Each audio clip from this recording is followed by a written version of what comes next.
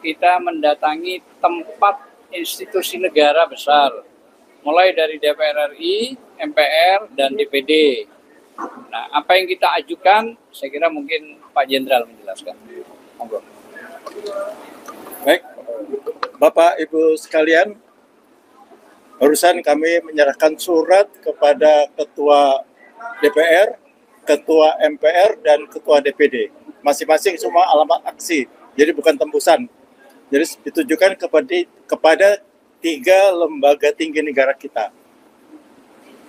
Terkait dengan surat yang kami kirim adalah surat itu dengan temuan-temuan baru, ya. Kami ini merupakan surat yang ketiga bagi FPP TNI, kami kirim ketiga kali. 1, 2 sudah disampaikan, kenapa kita usulkan pemajuan Gibran. Nah, yang ketiga ini menambah dari gugatan Pak Subhan Palal yang telah membuktikan bahwa Gibran tidak punya ijazah SMA. Itu memperkuat kami untuk kita memproses pemajuan Gibran. Jadi isi surat kami kepada ketiga lembaga tinggi negara tersebut adalah untuk pemajuan. Ya, demikian saya sampaikan tentang surat yang kami sampaikan ini. Tanda terima sudah tiga-tiganya sudah kami terima. Pak Narko, silakan namanya. Assalamualaikum warahmatullahi wabarakatuh. Salam sejahtera bagi kita semua. Melanjutkan apa yang disampaikan oleh Brigjen Marinir Mulyono. Surat ini adalah surat ketiga dari Forum Purnawirawan Prajurit TNI tentang usul untuk pemajuan Gibran. Terakhir yang telah mengajukan secara resmi adalah Pak Subhan Palal tentang masalah ijazah Gibran itu yang tidak lulus SMA. Dan terakhir juga makin banyak fakta-fakta itu. Karena itulah pada kesempatan ini kami menuntut perwakilan kami yang ada di sini untuk mengusut masalah ini. Hukum berlaku sama pada semua warga negara. Kita kalau mau membuka arsip, sudah banyak sekali pejabat-pejabat di level wakil presiden yang terbukti ijazahnya palsu, diusut dan dihukum. Kenapa? Untuk masalah Gibran berlarut-larut. Karena itu kami minta perwakilan kami dari DPR, MPR, DPD ini segera menindaklanjuti permintaan rakyat. Kami atas nama rakyat. Memang yang maju sekarang ada Forum Purnawirawan Prajurit TNI. Tapi di belakang kami, civil society juga mendukung dan meminta itu segera dilakukan. Sekali lagi, ini masalah yang memalukan bangsa. Menjijikkan bahkan kalau menurut saya. Baik di dalam lingkup nasional maupun di luar negeri. Wakil Presiden Republik Indonesia yang populasi penduduknya hampir 300 juta. Ya, punya wakil presiden yang tidak lulus SMA. Bukan hanya masalah itu saja. Tampilan dia selama 1 tahun ini kan memalukan. Kalau tidak dikatakan menjijikkan. Sekaligus ini juga pada pemerintah sekarang. Presiden Prabowo juga harus bertanggung jawab. Kalau dulu mungkin tidak tahu. Kalau tahu ya keterlaluan. Kalau tidak tahu sekarang sudah ada pemberitahuan, dia ikut bereaksi. Jangan Presiden Prabowo juga dipermalukan oleh rakyat. Gimana mau hukum berjalan? Kalau Presiden tidak melaksanakan penyelesaian masalah hukum yang dilakukan oleh wakilnya. Hukum menurut kami adalah fondasi tertib, maju dan sejahteranya serta amannya satu negara. Kalau hukum sendiri tidak ditaati, nggak bisa kita berharap negara ini bisa tertib, aman, maju, sejahtera dan adil. Karena itulah ini surat ketiga. Sekali lagi ini surat ketiga dari Forum Purnawirawan Prajurit TNI yang ditujukan kepada perwakilan yang ada di Senayan ini. Saya berharap dengan surat ketiga ini ada tindak lanjut secepatnya. Sekali lagi saya menyampaikan, ini masalah yang memalukan bangsa. Jangan diam saja pada wakil-wakil kita. Itu yang bisa saya sampaikan pada kesempatan ini. Terima kasih. Wassalamualaikum warahmatullahi wabarakatuh. Mungkin Tadi tambahin ini monggo diganti ya. Baik, terima kasih. Saya hanya ingin menyampaikan bahwa harusnya DPR sebagai wakil rakyat berani mengambil tindakan. Pertanyaannya, kalau dia tidak berani mengambil sikap terhadap masalah apa yang kita ajukan, terutama masalah pemakzulan Gibran, maka perlu dipertanyakan. DPR ini mewakili rakyat, mewakili Gibran, mewakili partai, atau mewakili oligarki? Itu menjadi pertanyaan.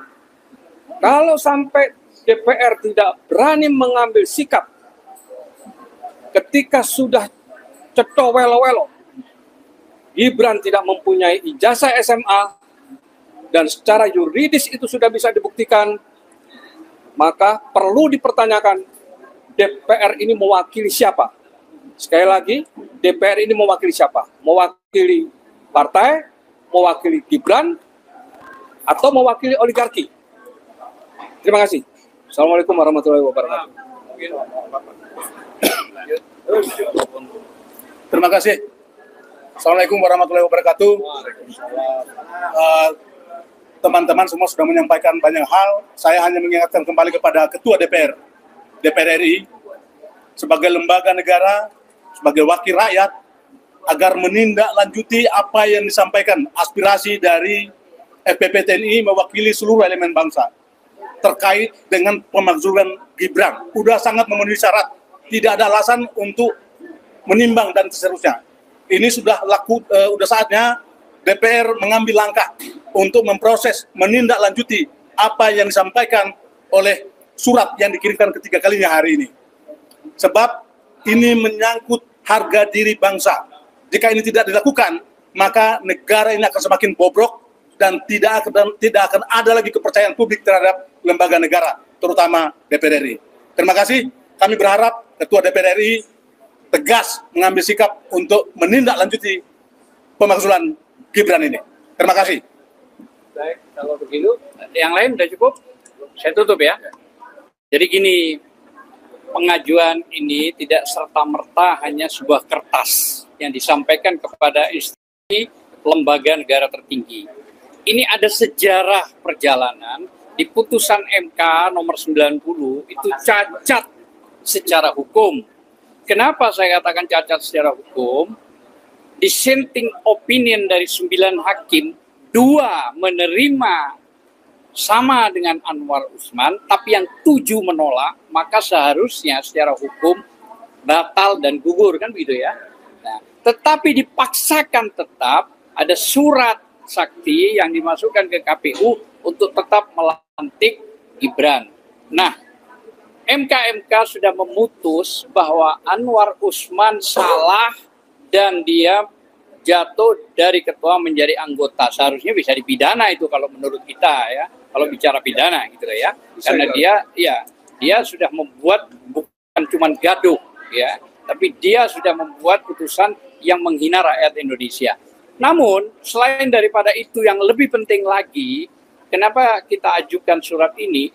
Karena di PKPU dan Undang-Undang 17 Pemilu itu syarat jadi presiden dan wakil presiden usianya 40. Gibran sekarang baru 37. Apa nggak malu pada dunia internasional? Saya kira mungkin itu ya.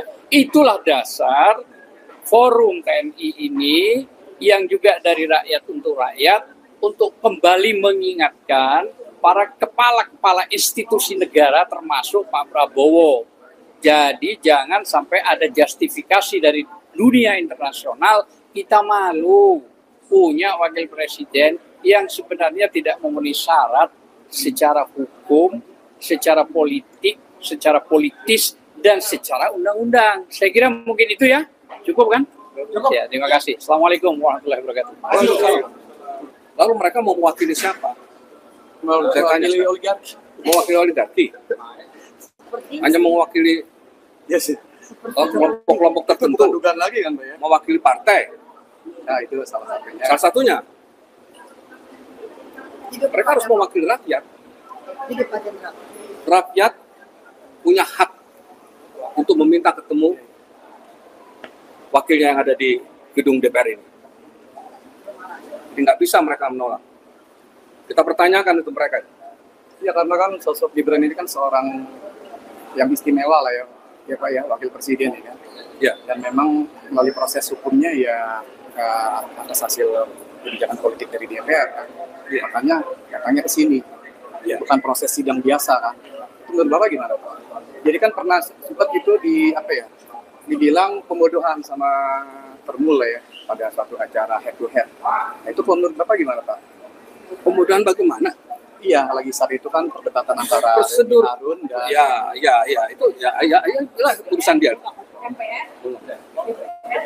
Kalau bukan itu, baru nanti ke DPD, nanti akan datang ke DPR. Biar akan bisa datang. Ya. Gimana? Oke, Pak Dwi. Iya, tadi yang saya maksud tadi itu. Jadi kan beda, kita ini kan rakyat biasa. Ya. Kalau ada sesuatu yang melanggar hukum lah ya, pasti kan prosesnya polisi lah, kita dimintakan ke jaksa lah. Cuman kalau untuk sekelas Gibran ini kan dia seorang wakil presiden. Nah itu menurut Bapak gimana? Prinsip hukumnya gimana Pak? Sekarang kita kembali kepada proses awal ya. Iya. Proses awal pencalonan Gibran. Kita harus lihat dulu ke sana. Proses awal pencalonan Gibran sebagai calon wakil presiden pada waktu itu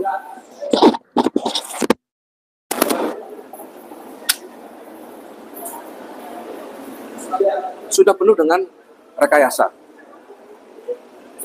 Ada satu kepentingan yang dilakukan oleh bapaknya pada waktu itu, ya Pak Jokowi masih menjabat sebagai presiden. Dia mengintervensi, saya katakan ini mengintervensi karena di situ ada mengintervensi putusan MK karena di situ ada pamannya, Anwar Usman. Itu dulu yang harus kita lihat ya. Kalau itu disampaikan oleh mereka yang dari kubunya si Gibran, oh ini putusan sudah sah kok, putusan sudah mempunyai kekuatan hukum. Putusan itu cacat hukum. Karena cacat hukum, ya kemudian diperiksalah ketua MK pada waktu itu si Anwar Usman, terbukti melanggar etik. Kemudian Anwar Usman dicopot dari jabatannya, bukan dipecat ya, dicopot dari jabatannya pada saat putusan MK. Nah dari situ harusnya itu seperti surat yang pertama, kami meminta putusan putusan Mahkamah Konstitusi nomor 90 itu harus diperiksa kembali. Harus diperiksa kembali sesuai dengan ketentuan prosedur pemeriksaan kembali itu diatur di dalam Undang-Undang Kekuasaan Kehakiman nomor 48 tahun 2009. Itu diatur. Jadi tidak ada alasan itu tidak bisa dilakukan pemeriksaan kembali. Tentu dengan susunan hakim yang berbeda. Itu bisa. Nah, dari situ kita anggap bahwa duduknya Gibran, terpilihnya Gibran sebagai wakil presiden sudah menyalahi aturan undang-undang. Sudah menyalahi prosedur.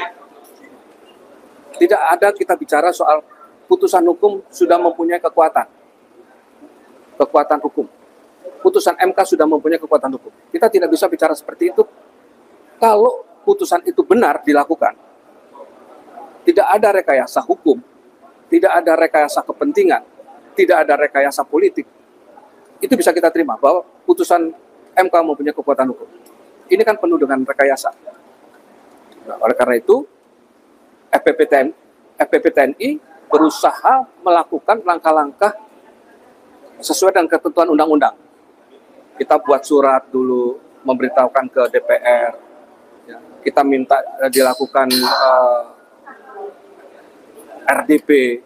Ya. Kita nggak ditanggapi surat pertama, kemudian kita kirim surat lagi yang kedua. Tidak ditanggapi lagi, Hari ini kita kirim surat yang ketiga. Tetapi di dalam perjalanan proses surat yang kita sampaikan itu, ya, terutama di poin ke-8, ya, poin ke-8 deklarasi yang kita ajukan, ya, di dalam tuntutan deklarasi yang kita ajukan pada waktu di Kelapa Gading, yang terakhir kita adalah pemakzulan Gibran. Itu yang terakhir. Nah sekarang berkembang kita sudah mempunyai, insya Allah ya, kita sudah mempunyai bukti-bukti tambahan. Bukan hanya sekedar putusan MK nomor 90, tetapi bisa pada ijazahnya saudara Gibran. Pak, itu kan kata itu kan ada pejabat dan institusi negara. Gimana? Pemufakatan jahat, pemufakatan jahat. Pak Suryo antara tiga lembaga ini, yaitu KPU dan Mendikbud. Ya. Dan misalkan itu terbukti, Ya. misalkan gitu kan, apa yang dibawa oleh Suryo itu benar bukti otentik yang jelas-jelas bisa menjadi persyaratan yang untuk pemakzulan Gibran, dan apakah tiga lembaga ini bisa dilanjutkan proses selanjutnya? Oh bisa, benar. Jadi permufakatan jahat itu adalah mereka yang turut serta melakukan satu kejahatan ini. Ya. Orang yang memberikan ide itu termasuk di dalam permufakatan jahat itu. Orang yang memberikan ide saja itu unsurnya sudah terpenuhi bahwa dia ikut dalam permufakatan. Orang yang memberikan ide, apalagi yang ikut menangani, menerima, ya, ijazah mengesahkan, itu sudah terpenuhi unsurnya. Jadi kalau ini nanti terbukti ijazah Gibran, ya, dia tidak mempunyai ijazah, harusnya DPR berani membatalkan posisi Gibran sebagai wakil presiden. Silakan melalui prosedur yang diatur di dalam Undang-Undang Dasar 45 ya, pasal 7A dan 7B. Silakan melalui prosedur itu. Kita nggak mau lari dari prosedur hukum. Tapi DPR juga jangan menutup mata, jangan mencoba mencari alasan yang macam-macam, jangan mencoba mengelak, gitu loh. Ya, ini sudah bukan hal yang main-main lagi. Ya, karena soal ijazah ini sudah diketahui oleh seluruh warga negara Indonesia yang jumlahnya 285 juta. Itu kan dari tahun berapa tadi kan katanya sudah 3 kali ya menyuratkan pihak DPR. Hari ini yang ketiga kan? Ini yang ketiga. Hari ini yang ketiga surat. Kalau misalkan ya kan tidak respon gitu seperti dari 2 dan 1 dan langkah selanjutnya apa itu Pak? Secara hukum. Langkah selanjutnya? Ya. Ya ini nanti kita ungkap nih. Tangkap aja. Ijazah si Gibran. Roy Suryo sudah mempunyai atau memiliki bukti kemarin ke Australia. Iya. Ya. Sudah ke UTS ya. Iya. Itu sudah mendapatkan bukti-bukti tambahan. Nanti kita tinggal pelajari bukti-bukti itu. Jika bukti-bukti tambahan ini memang nanti secara hukum bisa dipertanggungjawabkan, mempunyai kekuatan nilai yuridis, maka bukti-bukti ini kita bisa pakai untuk melakukan pemakzulan wakil presiden, saudara Gibran. Itu saja udah. Kita tunggu aja nanti. Ada lagi? Ada lagi? Itu mungkin mau bicara sebagai aliansi mama. Aliansi Mama. KPR ya. Ya kita sebagai mama itu sudah nggak sabar lagi untuk membuktikan bahwa Gibran itu nggak punya ijazah seperti bapaknya yang ijazahnya ternyata palsu, ijazah insinyurnya itu palsu.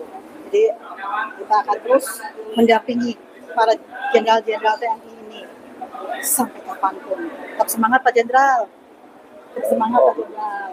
Saya bukan jenderal. Bukan. Bukan ya? Bukan mantan juga. Jadi saya ini salah satu inisiator terbentuknya FBP TNI. Dan sekaligus sekarang ini saya sebagai legal advisor FPP TNI. Jabatan saya terakhir sebagai Hakim Agung ad hoc, ya, Hakim Agung ad hoc periode 2007 sampai dengan 2022. Keren, Pak. Semangat, Pak. Harus semangat. Mama juga Demi bangsa dan negara harus semangat. cucu. Ya, kita yakin kita dapat membantu Pak Prabowo untuk memperbaiki kerusakan tatanan hukum, politik, ekonomi. Insya Allah Insya Allah. kita siap untuk membantu Kita dukung. perbaikan ini. Kita dukung Pak Prabowo. Dan baru 1 tahun ya Pak ya. Baru 1 tahun. Ya kan banyak isu juga tuh Pak, katanya pemerintahan 1 tahun Prabowo ini kan masih bayang-bayangi sihir Jokowi katanya, kan? Tanya sihir Jokowi. Sihirnya apa tuh? Sihir apa sih? Begini sihirnya, Dis. Ya istilahnya bayang-bayang lah. Bayang-bayang. Sihir Jokowi gitu ya. Ada di dalam pemerintahannya. Iya, Bang. Itu kalau menurut Bapak gimana? Maksudnya untuk sebuah pemerintahan yang menjalankan seperti itu Pak. Jadi jika ada seorang presiden, kan di belakangnya masih ada yang ya gitu-gitulah gitu. Ya, Cawe-cawe. kalau dengan sihir kita nggak berdoa aja. Dikit. Punah itu. Sihirnya punah itu sihirnya. Langsung deh. Ya, lulu lantah itu sihirnya itu ya kan. Jadi ya Pak Prabowo saya yakin beliau mempunyai rencana-rencana tersendiri. Tetapi sekali lagi kami sebagai rakyat tentu menghimbau ya dan mengharapkan kepada Pak Prabowo harus bisa melepaskan diri dari cengkeraman Jokowi. Itu wajib hukumnya. Nggak ada tawar-menawar. Beliau harus mampu untuk melepaskan diri dari pengaruh-pengaruh Jokowi. Kalau tidak, kita akan jalan di tempat. Ya. Jadi harapan bangsa, harapan rakyat Indonesia untuk memperbaiki kembali tatanan hukum, politik, ekonomi, nggak akan bisa kita capai. Apa ya Pak? Nggak akan bisa kita capai kalau Pak Prabowo masih dalam pengaruh Jokowi. Ya, Pak Prabowo tidak, artinya gini, Pak Prabowo itu jangan merasa Jokowi itu punya jasa besar terhadap beliau, gitu loh. Jadi harusnya Pak Prabowo boleh menjaga hubungan dengan Jokowi, ya. Itu etika lah sebagai bangsa Indonesia. Tetapi jangan merasa bahwa Pak Jokowi itu punya jasa besar terhadap Pak Prabowo menjadi presiden.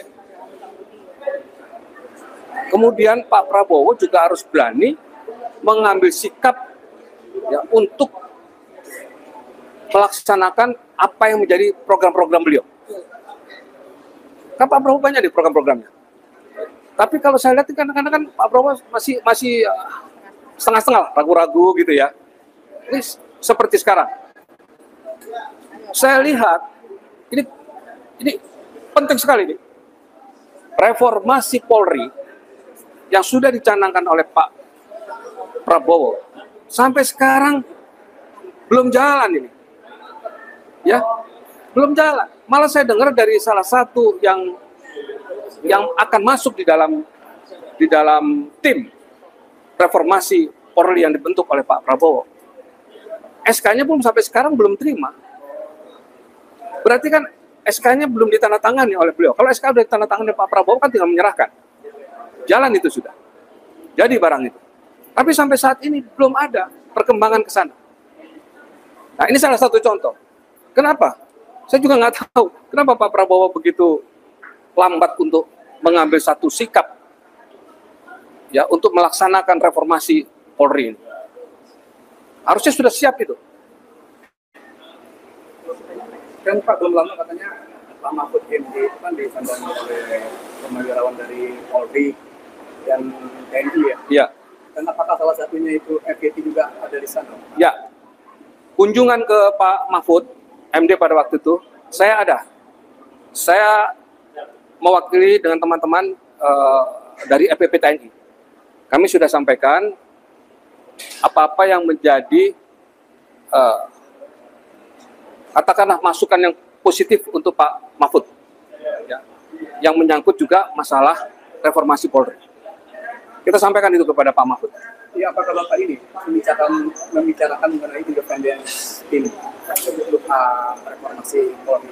Kan selama ini kan masih dari pihak dalam yang ingin membentuk. Akan tidak semua itu dari dalam, kan tidak semua, kan Pak Mahfud sendiri kan sudah statusnya sudah pensiun ya, sudah tidak jadi menteri lagi. Terus kemudian ada beberapa menteri mungkin yang terlibat di dalam tim reformasi yang dibentuk oleh Pak Prabowo. Apa sih namanya, Komite Reformasi Polri ya namanya, kalau tidak salah begitu namanya. Nah itu saya lihat kalau susunan anggota yang akan dibentuk sudah memenuhi syarat ya, karena di situ juga ada beberapa dari akademisi ya, kemudian dari menteri, kemudian dari mantan menteri Pak Mahfud. Jadi beberapa usulan dari FPP TNI, termasuk kembali kepada Undang-Undang Dasar asli, itu kita sampaikan ke Pak Mahfud. Tapi lebih fokusnya tetap ke pemakzulan ya Pak? Kalau kemarin kita bicara dengan Pak Mahfud, tidak bicara fokusnya lebih ke pemakzulan, tidak. Kita bicara semuanya kita sampaikan, tapi stressingnya adalah 3 memang. Waktu kita sampaikan, kembali kepada Undang-Undang Dasar 45 asli, terus kemudian pemakzulan Gibran, dan reformasi Polri. Itu yang kita sampaikan ke beliau pada waktu itu. Lagi? Mudah-mudahan ada menteri-menteri seperti Pak Purbaya lagi ya. Mudah-mudahan banyak menteri-menteri yang bisa bersuara seperti Pak Purbaya. Jangan bersuara aja, ingat loh. Jangan bersuara aja. Kalau bersuara tidak bertindak, namanya omong-omong ya Pak Darto. Hah? Omong-omong tok ya. Namanya ya. Iya, nggak bisa lah. Sekarang kalau kita tinggal lihat, kalau Pak Purbaya ini benar-benar akan mengambil satu tindakan, ya, apa yang sudah disampaikan di apa namanya, beberapa media dan sudah diketahui oleh masyarakat umum, bahkan katanya dicuekin oleh teman-teman yang ada di kabinet. Tinggal Pak Purbaya membuktikan aja apa yang disampaikan. Apa yang disampaikan tinggal membuktikan aja. Tapi nggak boleh cuma nomor-nomor aja gitu loh. Iya, kalau omong-omong aja ya jangankan dia anak SMA suruh ngomong juga bisa, kalau cuma urusan speak up gitu gimana. Iya, jadi kalau Mama jangan keburu saya dukung Purbaya, jangan keburu seperti itu, jangan buru-buru memuji lah. Boleh, iya, boleh memuji ketika nanti sudah lihat hasilnya. Kalau belum jangan. Telah dibuktikan.